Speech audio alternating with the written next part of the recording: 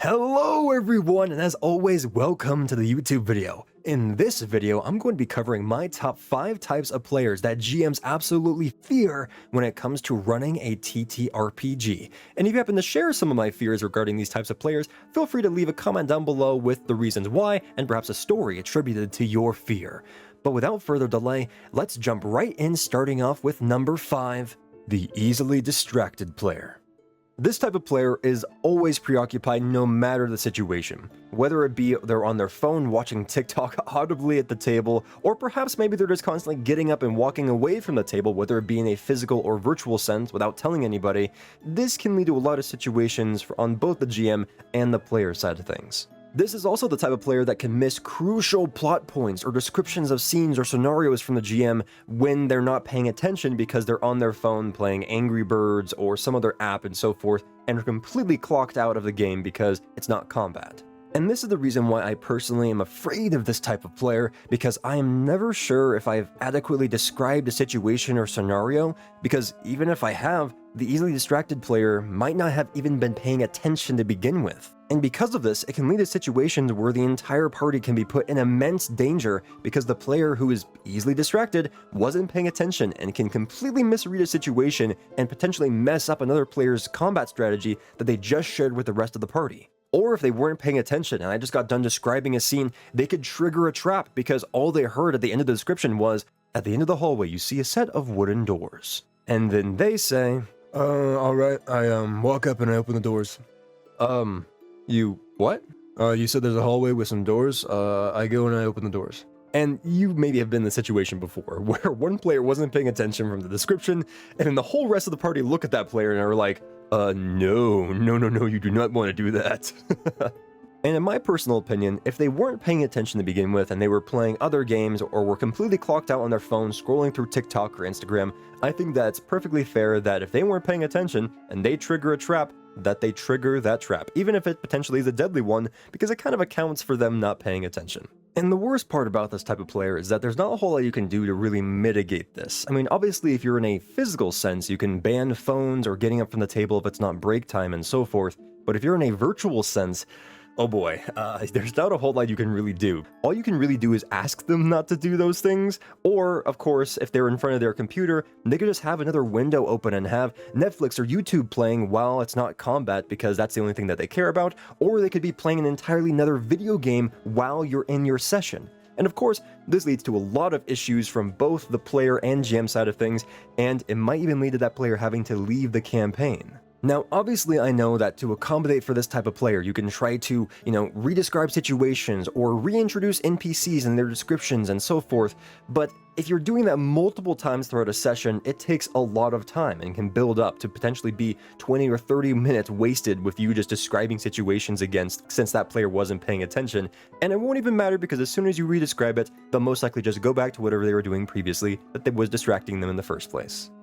And this is the real issue with this type of player, and the reason why I fear them is because if they're doing that and seem completely disinterested but they still want to play, then it could potentially lead you to the GM having to have a very tough conversation with them and ask them, are you still interested? Do you still want to play? Because if not, I might need to ask you to leave because we can hear you playing Call of Duty in the background. But moving on to number 4, the obsessive rules lawyer. Ah yes, the player who is so obsessed with the rules that they know potentially every rule book cover to cover and won't hesitate to point out any inconsistency or discrepancy in the rules that the GM implements during their game session. While rules are important, this type of player can sometimes bog down the game with endless debates with the GM or other players, which interrupts the flow of the game and drives the GM crazy by calling them out every time a one-time ruling is implemented or a rule is overlooked, either accidentally or intentionally. While I consider rules lawyers to be an asset in certain situations and cases because they can help you stay consistent with the rules of the game system you're playing, an obsessive rules lawyer can get super worked up over a GM's ruling regarding a particular situation for no real reason other than the fact that they went against what was written in the core rulebooks. During one campaign I ran, I had an obsessive rules lawyer who would literally message me on Discord every single time I made a one-time ruling or implemented a house rule because I wanted to implement the rule of cool because one of my players was doing a really badass move and like wall running off the wall and then leaping onto the monster to attack it and so forth. Meanwhile, the rules lawyer, or the obsessive rules lawyer I should say, was like, actually there are rules for that, and you technically can't do that because you're playing a paladin and the paladin doesn't have the acrobatic, but you get the idea. Meanwhile, I was like, that's really badass and I want to see it happen. I'm going to make this a difficult check, but you can do it if you want to. And this type of player was very outspoken with how much they disliked the rule of cool because according to them, they thought that it entirely broke the game. But if you know you're going to be running a game for a rules lawyer, I would recommend that you practice complete transparency when you make a one-time ruling, and perhaps ask the table, hey, does that seem fair, everybody? I know this is a one-time ruling, and we're kind of going against the rules here, but does that seem fair? Because 9 times out of 10, a rules lawyer is just trying to help keep things as consistent with the core rules as possible, and by doing this, it gives the rules lawyer a chance to interject, as opposed to just cutting off another player entirely on their turn to interject a rule that applies to the situation and potentially completely take away from their really badass and unique idea. But that's that, and now we're moving on to number 3 on my list, the Lone Wolf. This is the type of player that is known for going off on their own, ignoring the objectives or goals of the party for the sole sake of being by themselves because they're the lone wolf, and whether it be because they're edgy or so forth, they have to be by themselves and they can't interact with other people. GMs dread the challenge of finding a way to bring a lone wolf back into the fold of the party, because trying to ensure a cohesive and enjoyable experience for everyone is very difficult when the lone wolf is forever focused on doing their own thing, and in doing so, splits the GM's attention by having to focus and entertain the lone wolf with their antics, whatever it might be. This type of player has many different types of, or subcategories of player, if that makes sense, or perhaps different degrees of being a lone wolf. Some other names for this type of player may be Loot Goblin, or Edgelord, or Murder Hobo, and so forth. And again, there are degrees to this type of player, and they're not always going to be the same, but I would argue that these types of players are still focused on themselves and not the goals or wants or needs of the entire party, because they're so inherently focused on themselves and their characters or their own goals rather than the parties, which is the big problem here. Whether it be trying to get to the loot first by going ahead of the party in a dungeon, or trying to steal magic items from the local magic shop but getting caught and then offing the store clerk, or trying to separate themselves from the party because my family was murdered by my older brother when I was still a child, and because of that I don't think I could ever love or be loved again, because my heart is so calloused and cold. I can't be around you guys because all I do is bring death to those who care about me. So fuck off. Okay, you get the point. And there are varying reasons to fear each type of lone wolf player. But in my personal opinion, the reason why I fear all of them is because it splits my attention as a GM because I'm trying to entertain their antics as a lone wolf. Whether it be them trying to be a vigilante at night, or trying to go ahead of the party during a dungeon and loot everything before the rest of the party gets there, or so forth. It essentially puts the game on pause for the rest of the players because I'm trying to entertain 2 groups at the exact same time, which can be very difficult when you're trying to run a group of potentially 4 or more players. And to build on that, this can cause lots of issues for the party as a whole, because when one player is always trying to hog the spotlight by trying to go off and do things by themselves, this can take away a lot of session time from the rest of the party when we're focusing on the antics of one of the lone wolves because they're trying to go out and be a vigilante at night and maybe get caught by the guards or are now in jail, and then all of a sudden the entire campaign gets completely derailed because they're no longer trying to fight the big bad, but are instead trying to break their friend out of jail or explain to the guards that they were just trying to do something very kind by being a vigilante,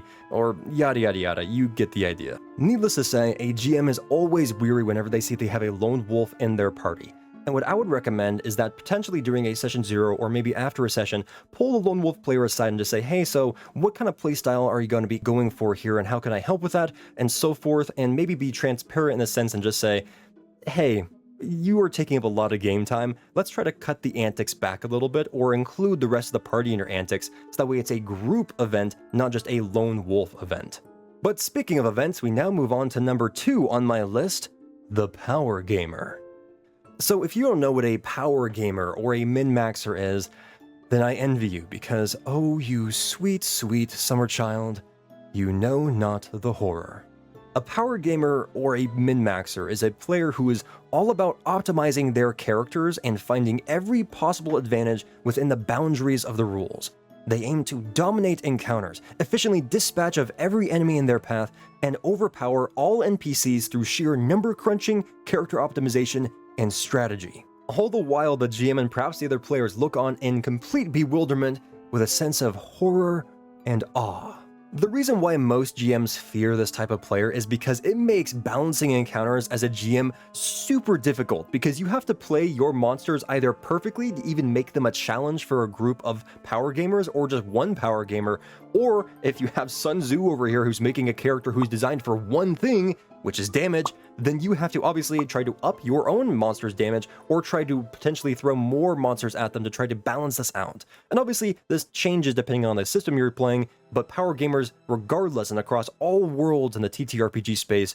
are notorious. But balancing encounters is only the tip of my fear iceberg for these types of players. I say this because since they enjoy making a perfectly optimized character, this can lead to you as the game master being afraid of giving the players too much gold too quickly, or perhaps giving them combat-oriented magic items, because in the hands of a power gamer, that gold or magic item that you gave them can completely make balancing encounters nearly impossible. And the reason why I say this is because if you give a power gamer too much gold or perhaps a magic item that they don't want, well then they will just sell that magic item and buy another one, because most likely they already have a flowchart established for how they can create their perfectly optimized character for whatever type of build they're going for. So don't get me wrong, this type of player is truly impressive to say the least, but in extreme cases it can really take away from the experience for other players and obviously make a lot more work for you as the GM. And the reason why I say this is because that same drive that power gamers possess, that drives them to optimize everything they can about their character and the actions they take during combat, can cause other players to begin to dislike that player because they spend forever on their turn trying to optimize damage output or optimize every moment like it's a chess match or something. And in my opinion, the worst part about power gamers is that if it gets to an extreme case, they try to optimize not only their own character, but other characters by telling other players how they should build their character or what they should do on their turn in combat before they've even had the chance to speak. And in most cases, a power gamer is just trying to help when they give another player ideas for their character or action to do during combat. But this can come off as very controlling. So if you're a power gamer and you find yourself doing this, maybe wait for that player to ask for help, or if you feel like they're struggling, maybe just ask them like, hey, do you want some ideas? Because again, it's their turn during combat and it's their character, and they are perfectly allowed to build them how they want, even if it's not the most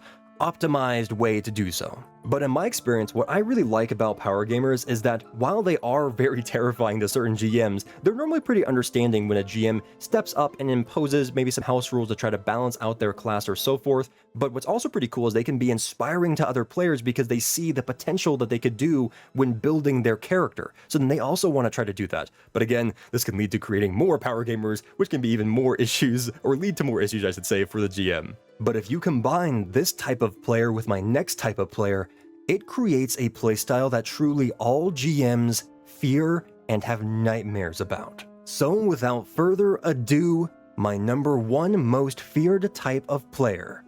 the Rule Bender. So contrary to the power gamer who works with inside the boundaries of the rules, this type of player is always trying to push the boundaries of those rules and constantly trying the patience of the GM by implementing vague rules or just flat out completely poorly written rules to create busted character builds or to weasel out of certain situations. While a little rule bending here and there can be super fun and engaging for your players and create super badass and memorable moments for them, when one player takes the liberty to make that their playstyle, it can completely destabilize and unbalance the game, creating completely unfair situations. I mentioned an example in my previous video when I brought up a D&D character build that combined features of the Bugbear race with the Rune Knight class, which then combined with the Alert and Great Weapon Master feat led to absolutely busted character builds.